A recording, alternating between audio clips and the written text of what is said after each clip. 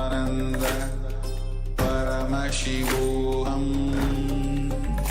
Om Nityananda Paramashivoham Om Nityananda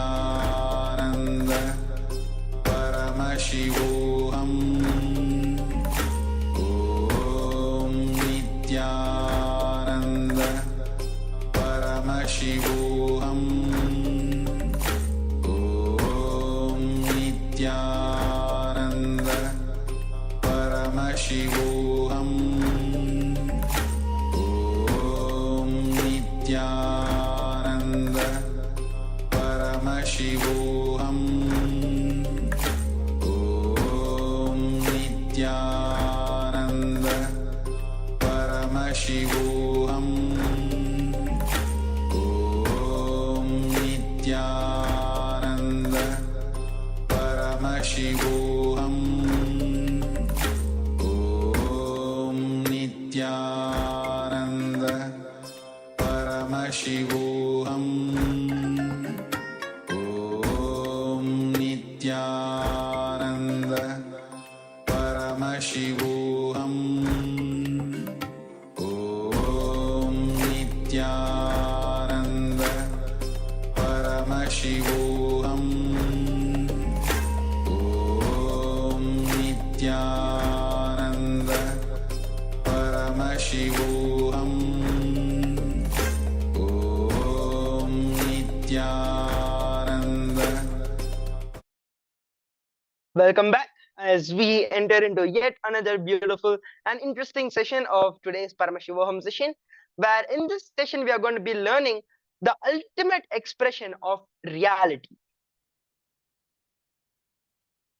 The essence is the most of the reality we experience and live in our day-to-day lives is created by agreement and remains reality as long as the agreement exists. Ultimate expression of reality. Let us first understand what is not ultimate reality. Ultimate reality is not the reality we experience through our personal fame or reality. The reality we experience through the societal fame is reality. So what do you think as the ultimate reality? To understand the ultimate reality, let us first get into a profound inquiry. What is the source of life? From where is life originating from? You are a space or clearing for life to happen. When I look at life, what I see as life is what I call as life. What I do not see, what I see is a function of the space I am for life to show up inside of. What is the source of life? You are the source of life to happen. And also, life is not the source of your experience. You are the source of life, and life is not the source of your experience.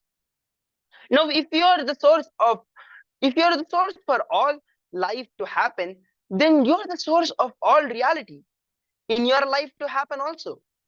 You realizing you are the source of all and any reality of your life is the ultimate reality you can ever experience. Till we transcend the mind, the ultimate reality is we creating our own reality and sharing it with others and creating an agreement for it with people around you. Let us now do a small exercise. Write down what, according to you, is the most powerful way of relating with the reality. Let me repeat again. Write down what, according to you, is the most powerful way of relating with people. For an example, I am compassionate. I'm a compassionate being, radiating compassion to myself and to any other person who comes in my breathing space. The context of my existence from now on is being and operating out of compassion. This is a small example. Like this, pen down what, according to you, is the most powerful way of relating with the reality. Just take a few minutes and pen it down.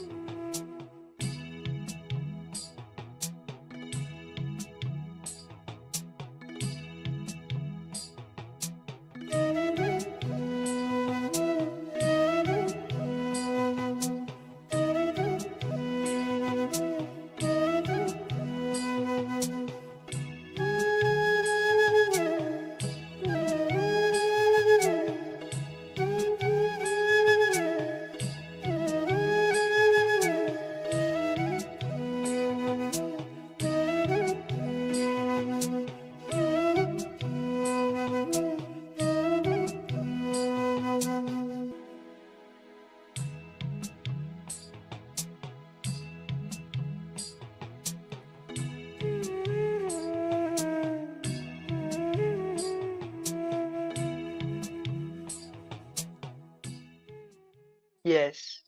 So relax. Let's get back. So the most empowering context you can have with reality is, first is you creating your own reality. Second, you enrolling into this created reality and creating an agreement for those to be recognized as a reality. And three, you managing that agreement so that the reality remains as reality. This can be done when you integrate all your thoughts and align this with your newly created identity, with your newly created reality. Inventing your own reality means creating your own agreement, creating a listening for it in the people, in the other people's my world, working on getting other people's conscious for it and managing it. Ultimate expression of a human being, the ultimate expression of a human being is you being Aham Brahmasmi, you being the creator of your reality. The ultimate expression of a human being is reality. This can be done when you transform the consciousness of a people around you purely by the way you exist. Your existence expresses itself by thoughts, words, and deeds. The highest expression of your thoughts, words, and deeds is when you do deeds which are continuously expanding you. They are the deeds that are basically contributing in nature, contributing to the evolution of the consciousness around you.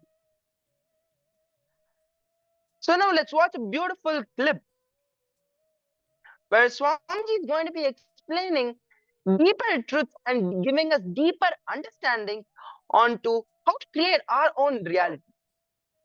So now please get into the space of listening as we watch this beautiful clip.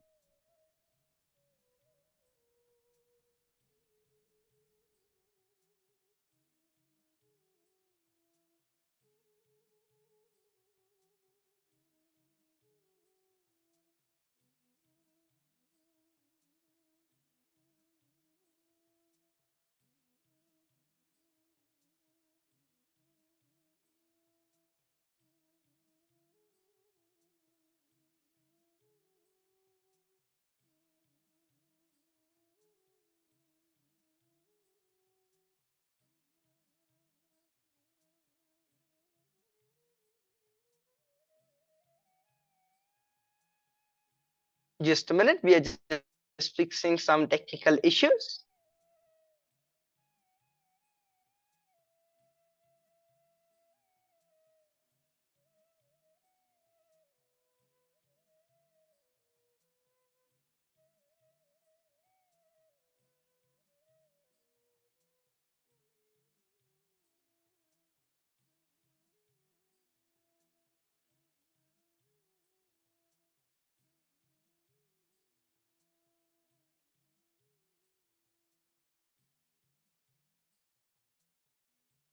Analyze this. First truth.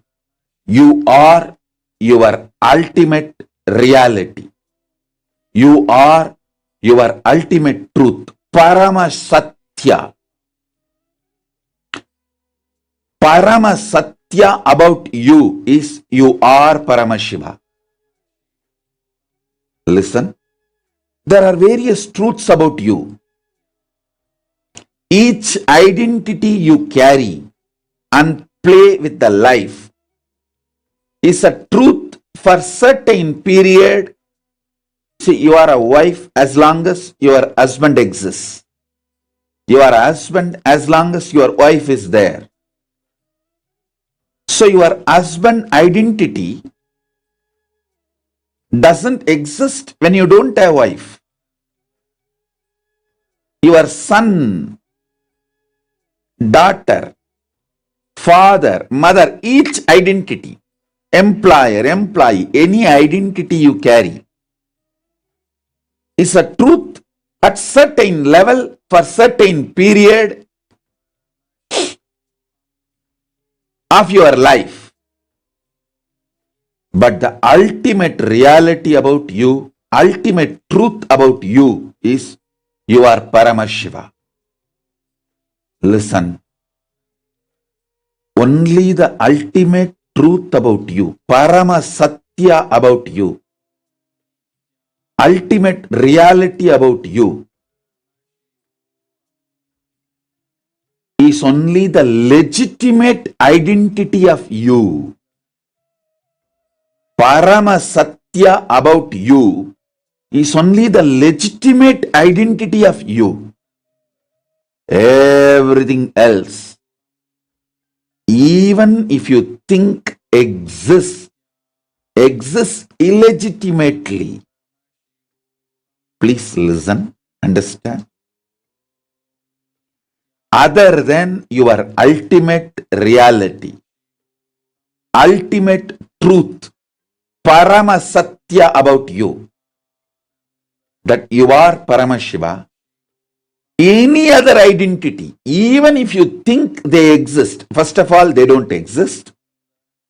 Other than your Parama Satya, ultimate reality, ultimate truth about you, nothing else exists. Even if you think they exist illegitimately. Declare legitimacy of your Parama Satya to yourself and illegitimacy of all the other realities, all the other lower truths about you, lower identities about you, lower ideas about you, lower existences about you. Understand? Your confusions, self-doubts, self-hatred, self-denial, social status, the way you internalize and cognize your identity based on the way society treats you, all this, even if it exists illegitimately. In cosmos, in the universe, in the Prapancha, in the Brahmanda, only the ultimate reality exists. Parama Satya only exists. Parabrahma Satyam, Parabrahma Satyam, Parabrahma Satyam. Paramashiva Parabrahma Satyam. Paramashiva Paramburul. The ultimate alone legitimately exists. Everything else exists illegitimately. Listen. The moment you cognize your ultimate reality only legitimately exists in you, and all other realities, identities, everything exists illegitimately, and declare their illegitimacy, naturally they leave you, they disappear, dissolve, they become irrelevant to you. The lower identities, conflicts, confusions, incompletions, struggles with which you are struggling in your life, the moment you declare their existence as illegitimate existence, you will see they become irrelevant in your life. Understand? Even when the self and the world, Jiva and Jagat manifests, Ishvara, God, Parabrahma, does not get bound by it. Paramashiva does not get bound by it.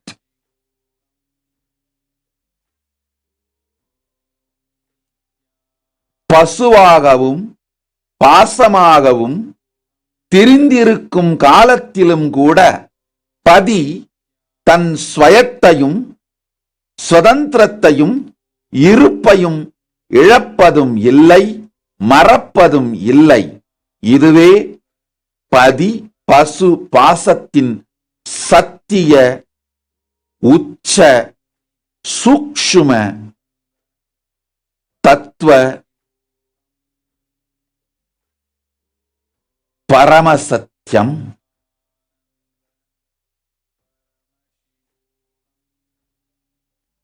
Even when Jiva, individual soul, and Jagat, universe, is in the form of manifested reality, Ishvara, Paramashiva, Parameshwara does not lose his conscious sovereignty. Understand, even when this world exists, even when you feel an individual identity exists, your Paramashivatva, the ultimate reality in you, does not lose its conscious sovereignty. Declare the ultimate reality, Paramasatya, as your conscious sovereignty, everything else as illegitimately existing. This one truth, internalize, internalize, internalize.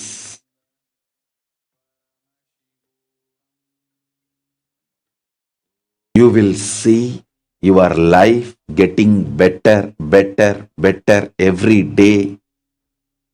Your health, your blissful relationships, the number of hours you are energetic, fresh, available for yourself and for the world will drastically increase. The wealth around your life, the resources of your life will drastically increase. You will start manifesting ultimate powers beyond the known physics of the modern day science. That is what I call powers. Listen. Manifestation of the ultimate reality beyond the knowledge of known modern science is power manifestation.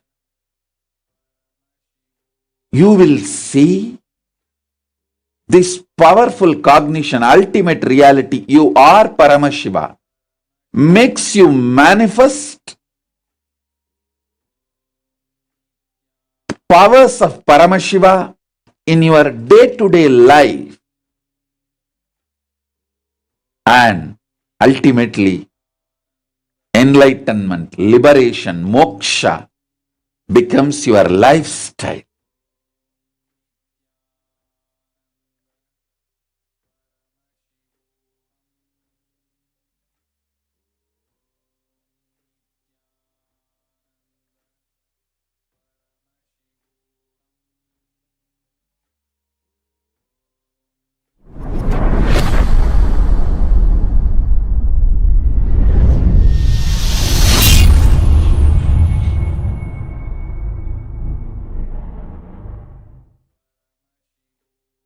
As I said, when your taste matures, you grasp the ultimate reality.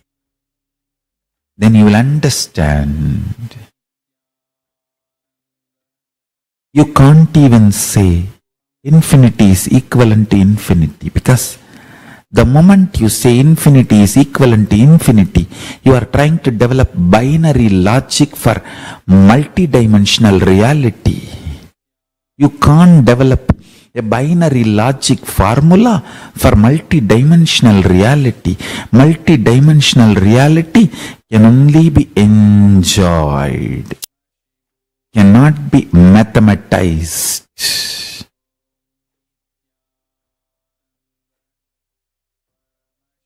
Spirituality cannot be politicized. Cosmos cannot be mathematized.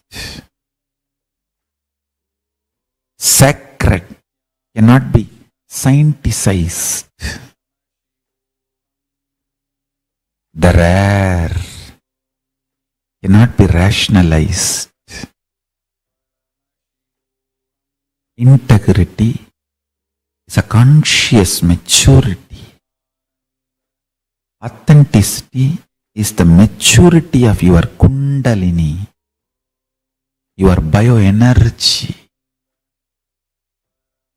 Responsibility is maturity of consciousness. Enriching is flowering of consciousness. Taste for healthy food comes from a matured mind which thinks consciously, plans for healthy long life.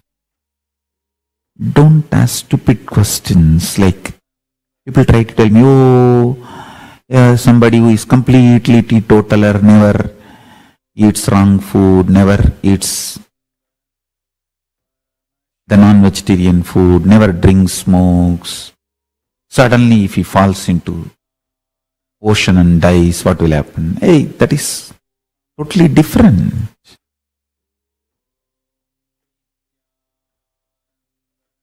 Exemptions are not rules. Exemptions are exemptions because they are exemptions. Exemptions does not form rule. Don't try to bring exemption as the logic to break the rule. There are tons of truths. I am just overflowing to reveal them. Every time you consciously decide to live enlightened life, you wipe off all the unconscious karmas, failures, the whole past. Listen carefully.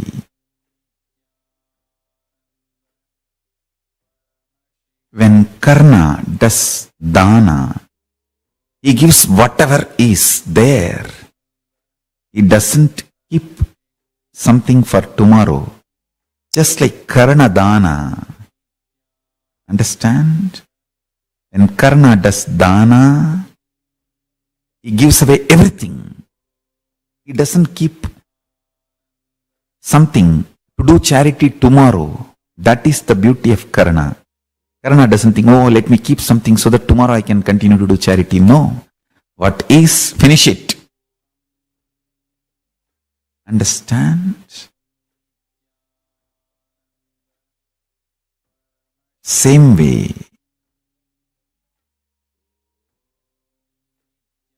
if you declare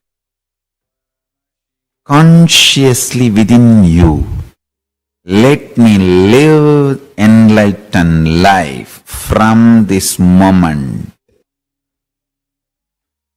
All the unconscious patterns and negativity you developed loses power over you. Understand? For example, if you declare, let me become pure vegetarian from this moment, all the toxins you developed in your system due to non-vegetarian food melts away. Only if you fail and start taking non-vegetarian food again, those patterns come back. Otherwise, they get pushed into Sanjita, means the bank of karma. And if you don't get them back and reuse again and again, they get once for all burnt.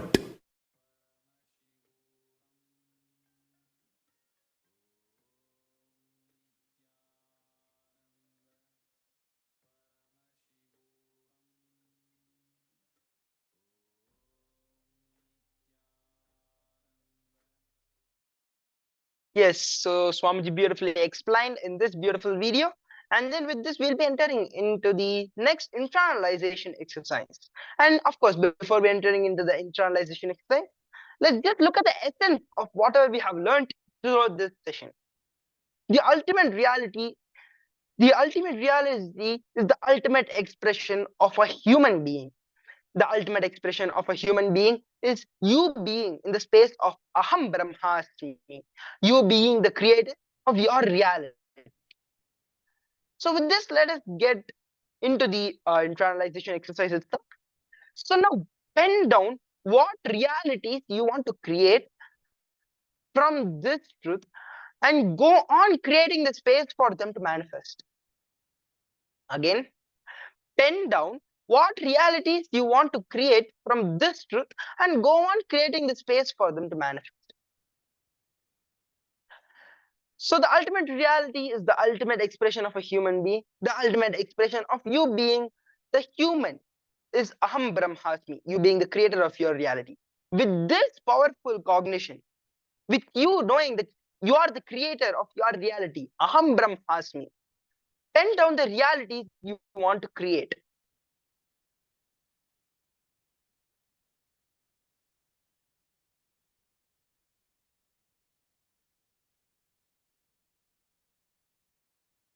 Yes. So now let us enter into the exercise itself. So please bring your book and pen and start penning them down.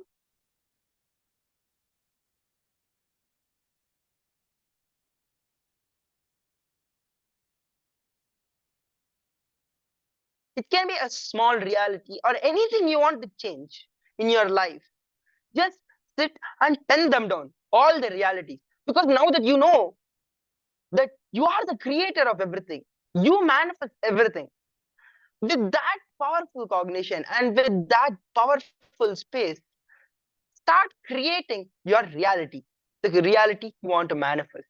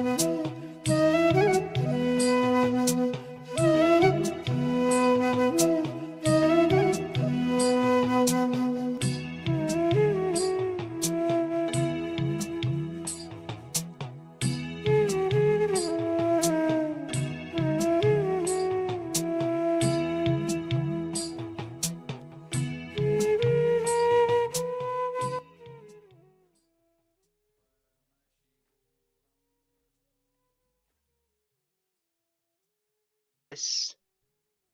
So now I hope you have chosen the right reality and the right for you to manifest in your life. So now with this, let's enter into power manifestation. Today we are going to be doing the power teleportation, where we are going to be teleporting Basma from one cup to another cup. So before we enter into power manifestation, for requesting all the participants who are watching us live on YouTube and who is connected in the to a cup, and if you have bus completely, you can have get two cups, one empty cup and another cup filled with basma, or you can any powder. So please sometime your cups with one cup with basma and completely take some time doing it.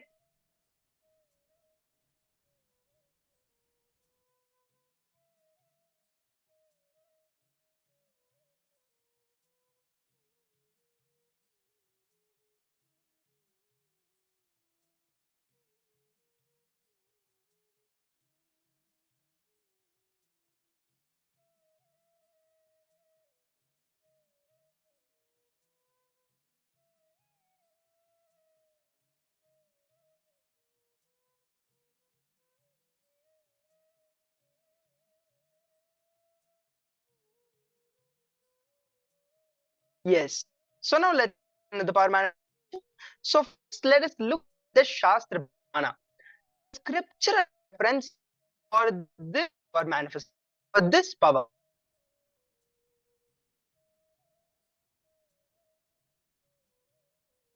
This power that in the Spanda collection 3, which is Spanda Sutra 3.4 and 3.5.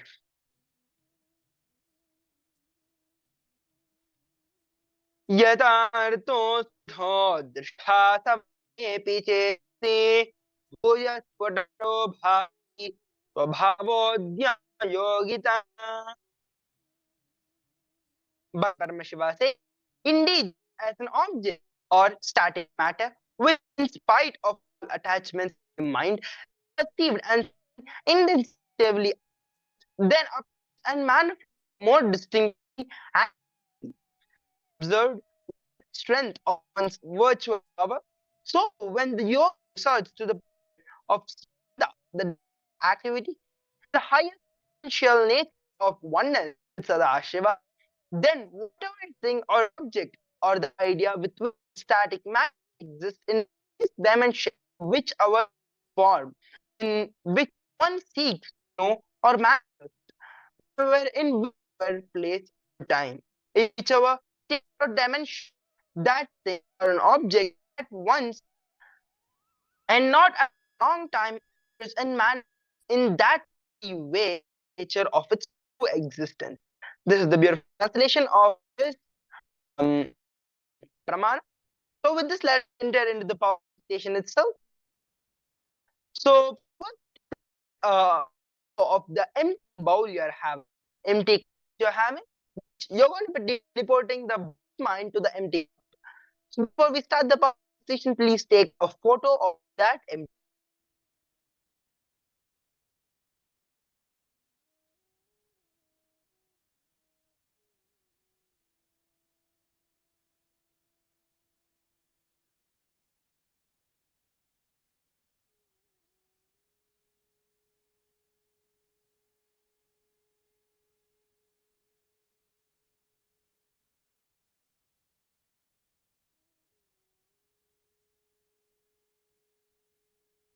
Yes. Chanting the Mahavakya intensely. Om Nityananda Parashivoham.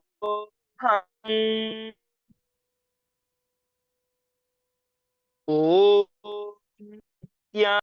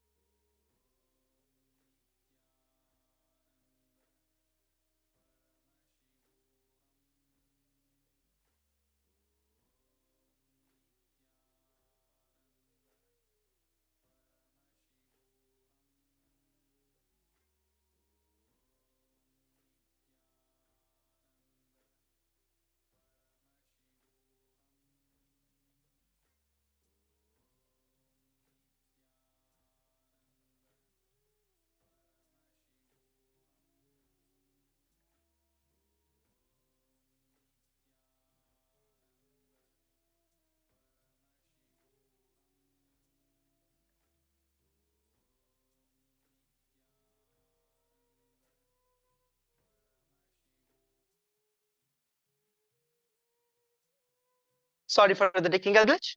So let's do them half. Om Nityananda Paramashivoham. Om Nityananda Paramashivoham.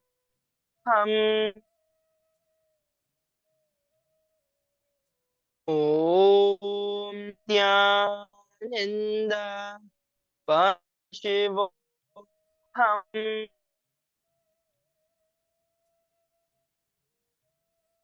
Om Nityananda Paramashivoham.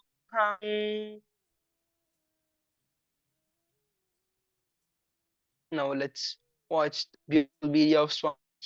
Look at Swamiji and connect oneness with him, and then declare the bus to teleport to the cup.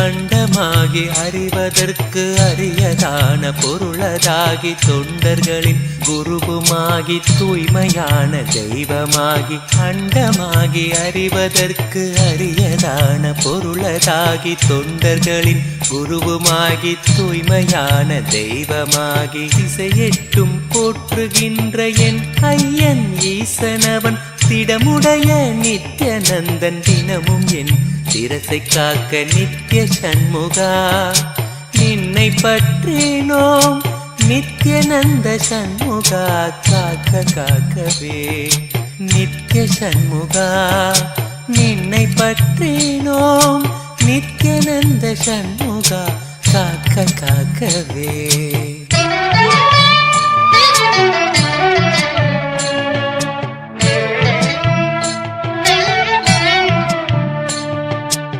Adhisivan மைந்தனவன் ஆனந்தமாய் நெற்றி காக்க ஆறுமுக வேலவனோ இருநுதலை இசைந்து காக்க ஆதிசிவன் மைந்தனவன் ஆனந்தமாய் நெற்றி காக்க ஆறுமுக வேலவனோ இருநுதலை இசைந்து காக்க ஜோதியான தணிகை ஈசன் நித்யநந்தன் விழியை காக்க நாதனாம் நித்யநந்தன் நயமுடன் நாசி காக்க நித்ய சண்முகா நின்னை பற்றினோம் நித்யநந்த சண்முகா காக்க காக்கவே நித்ய சண்முகா நின்னை பற்றினோம் நித்யானந்த சண்முகா காக்க காக்கவே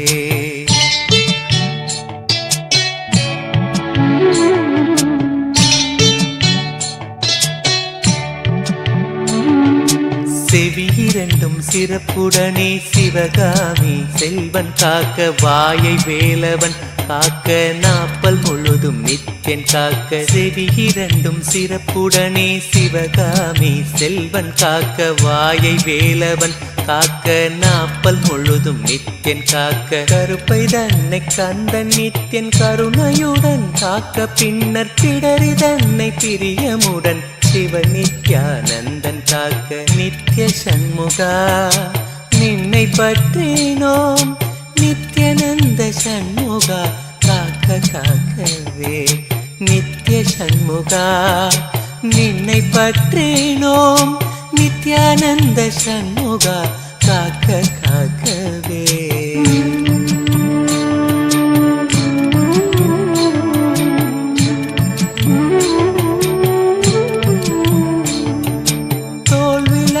திருமகனின் மருமகனோ மகிழ்ந்து காக்க மார்பினை மறுத்திடாமல் மருதமலை நாதன் காக்க முழங்கைதனை முன்னிருந்து நித்திய சண்முகன் காக்க முழங்கைதனை முன்னிருந்து நித்திய சண்முகன் காக்க 12 கையை கொண்டு பிணியெல்லாம் நித்தியன் தீர்க்க நித்திய சண்முகா நின்னை பற்றினோம் நித்யானந்த சண்முகா காக்க காக்கவே நித்திய சண்முகா நின்னை பற்றினோம் நித்யானந்த சண்முகா காக்க காக்கவே நித்யானந்த சண்முகா காக்க காக்கவே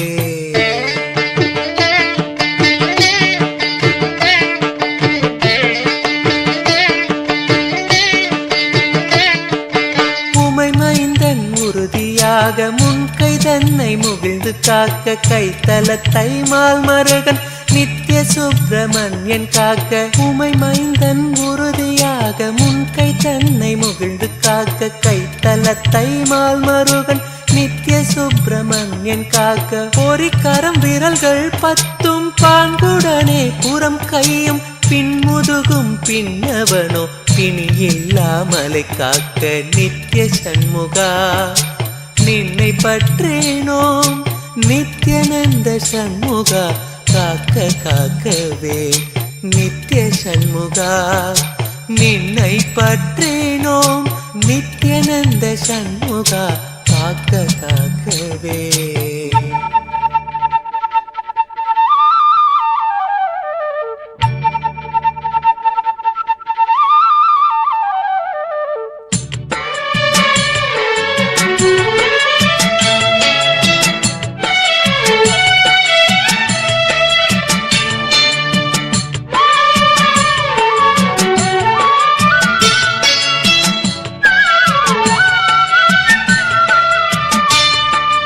தேவி மைந்தன் தாளினையும் திருமுழங்காலும் காக்க தொடையோடு கணைக்கால் தனை கைலை செல்வன் கணிந்து காக்க தேவி மைந்தன் தாளினையும் திருமுழங்காலும் காக்க தொடையோடு கணைக்கால் தனை கைலை செல்வன் கணிந்து காக்க நேருடை பாடிரெண்டும் நித்யானந்த ஈசன் காக்க சீரிய புதிக்கால் தன்னை குரு நித்யானந்தன் காக்க நித்திய சண்முகா நின்னை பற்றினோம் நித்யானந்த சண்முகா காக்க காக்கவே நித்திய சண்முகா நின்னை பற்றினோம் நித்யானந்த சண்முகா காக்க காக்கவே. Now relax. And now take some time and verify how the Bhasma has manifested into the other cup, how the teleportation of the Bhasma has happened.